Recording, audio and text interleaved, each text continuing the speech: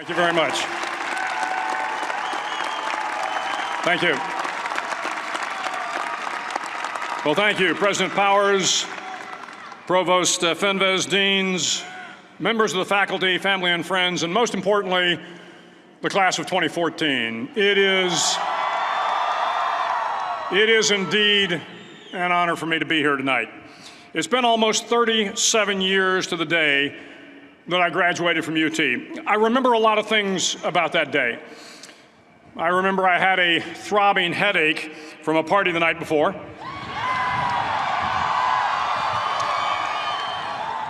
I remember I had a serious girlfriend, who I later married.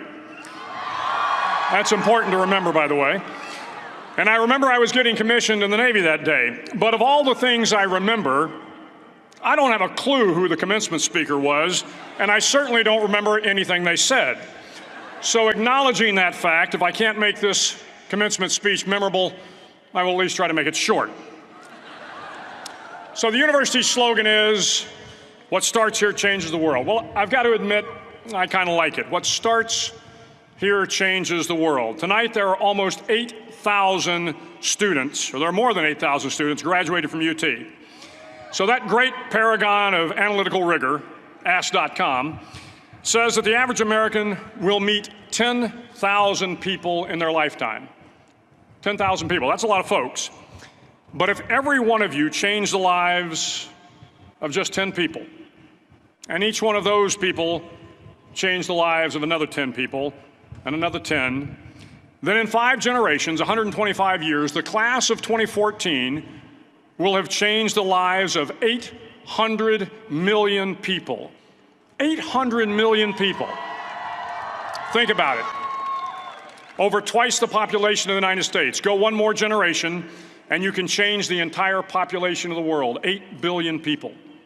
If you think it's hard to change the lives of 10 people, change their lives forever, you're wrong. I saw it happen every day in Iraq and Afghanistan. A young Army officer makes a decision to go left instead of right down a road in Baghdad, and the 10 soldiers with him are saved from a close-in ambush. In Kandahar province, Afghanistan, a non-commissioned officer from the female engagement team senses that something isn't right and directs the infantry platoon away from a 500-pound IED, saving the lives of a dozen soldiers. But if you think about it, not only were those soldiers saved by the decisions of one person, but their children were saved, and their children's children. Generations were saved by one decision, one person. But changing the world can happen anywhere, and anyone can do it. So what starts here can indeed change the world. But the question is, what will the world look like after you change it? Well, I'm confident that it will look much, much better. But if you'll humor this old sailor for just a moment, I have a few suggestions that may help you on your way to a better world. And while these lessons were learned during my time in the military, I can assure you that it matters not whether you ever served a day in uniform. It matters not your gender, your ethnic or religious background, your orientation, or your social status. Our struggles in this world are similar, and the lessons to overcome those struggles and to move forward, changing ourselves and changing the world around us, will apply equally to all. I've been a Navy SEAL for 36 years, but it all began when I left UT for basic SEAL training in Coronado, California. Basic SEAL training is 6 months of long, torturous runs in the soft sand, midnight swims in the cold water off San Diego, obstacle courses, unending calisthenics, days without sleep, and always being cold, wet, and miserable. It is 6 months of being constantly harassed by professionally trained warriors who seek to find the weak of mind and body and eliminate them from ever becoming a Navy SEAL. But the training also seeks to find those students who can lead in an environment of constant stress, chaos, failure, and hardships. To me, basic SEAL training was a lifetime of challenges crammed into 6 months. So here are the 10 lessons I learned from basic SEAL training that hopefully will be of value to you as you move forward in life. Every morning in SEAL training, my instructors, who at the time were all Vietnam veterans, would show up in my barracks room, and the first thing they'd do was inspect my bed. If you did it right, the corners would be square, the covers would be pulled tight, the pillow centered just under the headboard, and the extra blanket folded neatly at the foot of the rack. It was a simple task, mundane at best, but every morning we were required to make our bed to perfection. It seemed a little ridiculous at the time, particularly in light of the fact that we were aspiring to be real warriors, tough, battle-hardened SEALs. But the wisdom of this simple act has been proven to me many times over. If you make your bed every morning, you will have accomplished the first task of the day. It will give you a small sense of pride, and it will encourage you to do another task, and another, and another. And by the end of the day, that one task completed will have turned into many tasks completed. Making your bed will also reinforce the fact that the little things in life matter. If you can't do the little things right, you'll never be able to do the big things right. And if by chance you have a miserable day, you will come home to a bed that is made, that you made. And a made bed gives you encouragement that tomorrow will be better. So if you want to change the world, start off by making your bed. During SEAL training, the students are all broken down into boat crews. Each crew is 7 students, 3 on each side of a small rubber boat, and 1 coxswain to help guide the dinghy. Every day, your boat crew forms up on the beach and is instructed to get through the surf zone and paddle several miles down the coast. In the winter, the surf off San Diego can get to be 8 to 10 feet high, and it is exceedingly difficult to paddle through the plunging surf unless everyone digs in. Every paddle must be synchronized to the stroke count of the coxswain. Everyone must exert equal effort, or the boat will turn against the wave and be unceremoniously dumped back on the beach.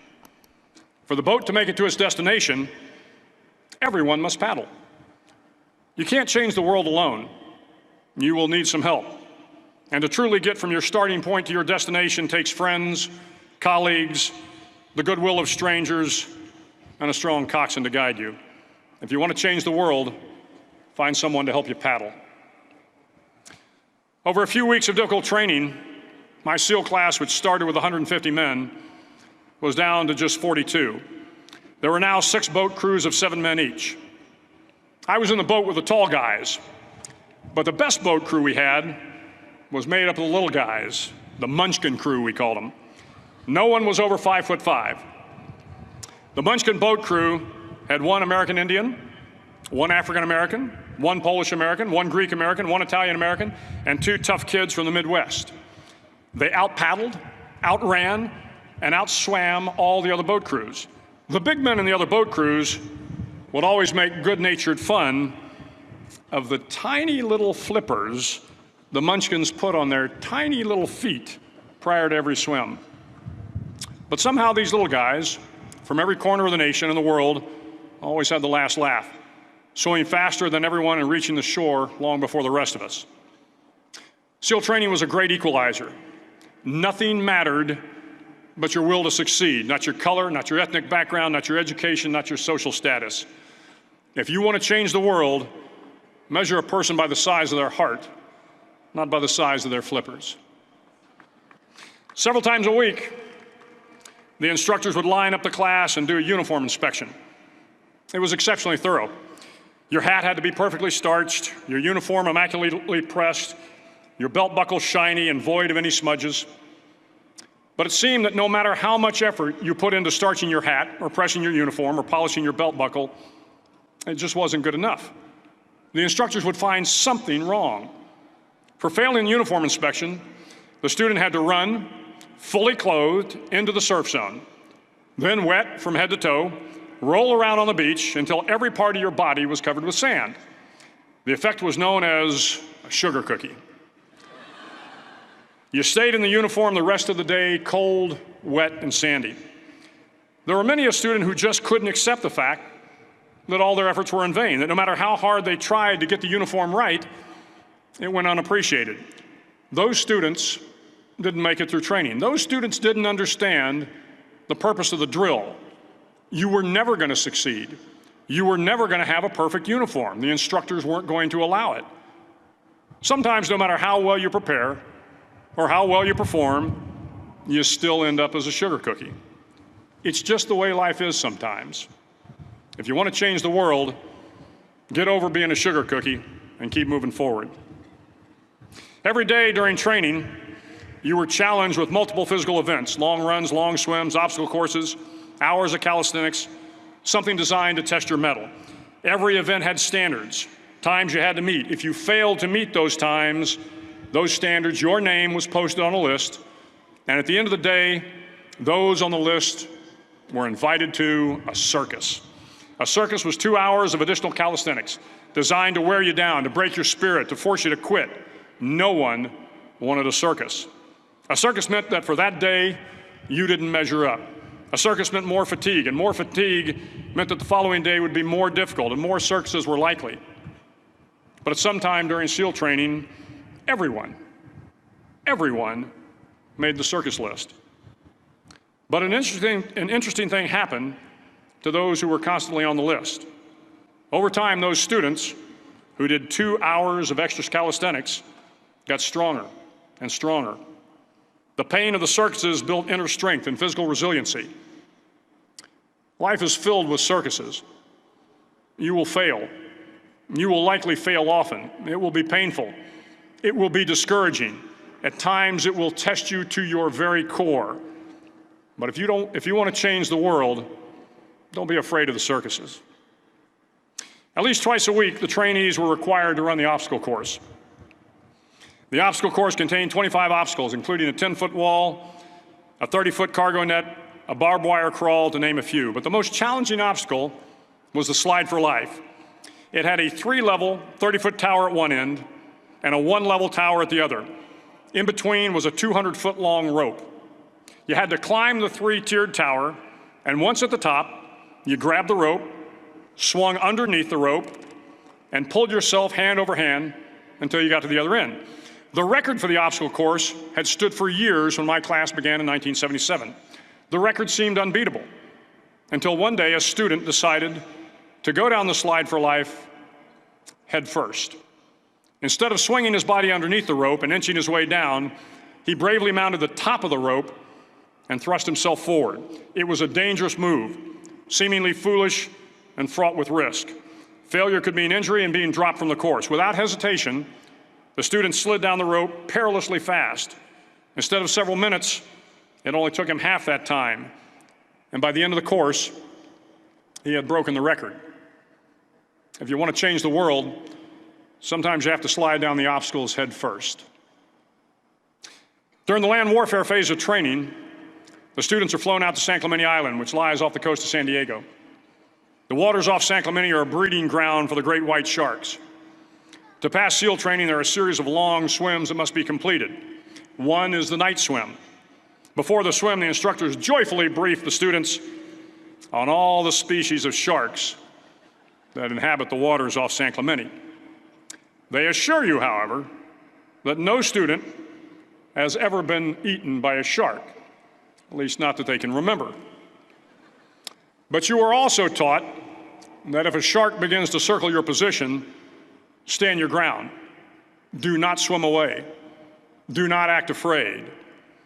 And if the shark, hungry for a midnight snack, darts towards you, then summons up all your strength and punch him in the snout, and he will turn and swim away. There are a lot of sharks in the world. If you hope to complete the swim, you will have to deal with them. So if you want to change the world, don't back down from the sharks. As Navy SEALs, one of our jobs is to conduct underwater attacks against enemy shipping. We practice this technique extensively during training.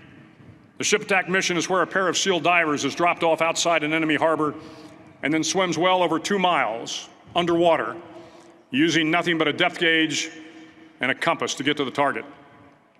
During the entire swim, even well below the surface, there is some light that comes through. It is comforting to know that there is open water above you. But as you approach the ship, which is tied to a pier, the light begins to fade. The steel structure of the ship blocks the moonlight. It blocks the surrounding street lamps. It blocks all ambient light. To be successful in your mission, you have to swim under the ship and find the keel, the center line, and the deepest part of the ship. This is your objective. But the keel is also the darkest part of the ship, where you cannot see your hand in front of your face, where the noise from the ship's machinery is deafening, and where it gets to be easily disoriented, and you can fail. Every SEAL knows that under the keel, at that darkest moment of the mission, is a time when you need to be calm, when you must be calm, when you must be composed, when all your tactical skills, your physical power, and your inner strength must be brought to bear. If you want to change the world, you must be your very best in the darkest moments. The 9th week of training is referred to as Hell Week. It is 6 days of no sleep, constant physical and mental harassment, and one special day at the Mud Flats. The Mud Flats are an area between San Diego and Tijuana where the water runs off and creates the Tijuana Sloughs, a swampy patch of terrain where the mud will engulf you. It is on Wednesday of Hell Week that you paddle down to the Mud Flats and spend the next 15 hours trying to survive this freezing cold, the howling wind, and the incessant pressure to quit from the instructors. As the sun began to set that Wednesday evening, my training class, having committed some egregious infraction of the rules, was ordered into the mud. The mud consumed each man till there was nothing visible but our heads. The instructors told us we could leave the mud if only 5 men would quit. Only 5 men, just 5 men, and we could get out of the oppressive cold. Looking around the mud flat, it was apparent that some students were about to give up. It was still over 8 hours till the sun came up. 8 more hours of bone-chilling cold. The chattering teeth and the shivering moans of the trainees were so loud, it was hard to hear anything. And then one voice began to echo through the night. One voice raised in song. The song was terribly out of tune, but sung with great enthusiasm. One voice became 2, and 2 became 3, and before long, everyone in the class was singing. The instructors threatened us with more time in the mud if we kept up the singing, but the singing persisted. And somehow the mud seemed a little warmer, and the wind a little tamer, and the dawn not so far away. If I have learned anything in my time traveling the world, it is the power of hope. The power of one person, a Washington, a Lincoln, King, Mandela, and even a young girl from Pakistan, Malala. One person can change the world by giving people hope. So if you want to change the world, start singing when you're up to your neck in mud. Finally, in SEAL training, there's a bell. A brass bell that hangs in the center of the compound for all the students to see. All you have to do to quit is ring the bell. Ring the bell, and you no longer have to wake up at 5 o'clock. Ring the bell, and you no longer have to be in the freezing cold swims. Ring the bell, and you no longer have to do the runs, the obstacle course, the PT, and you no longer have to endure the hardships of training. All you have to do is ring the bell to get out. If you want to change the world, don't ever, ever ring the bell. To the class of 2014, you are moments away from graduating, moments away from beginning your journey through life, moments away from starting to change the world for the better. It will not be easy, but you are the class of 2014, the class that can affect the lives of 800 million people in the next century. Start each day with a task completed. Find someone to help you through life. Respect everyone. Know that life is not fair and that you will fail often. But if you take some risks, step up when the times are the toughest, face down the bullies, lift up the downtrodden, and never, ever give up. If you do these things, the next generation and the generations that follow will live in a world far better than the one we have today. And what started here will indeed have changed the world for the better. Thank you very much. Hook 'em horns.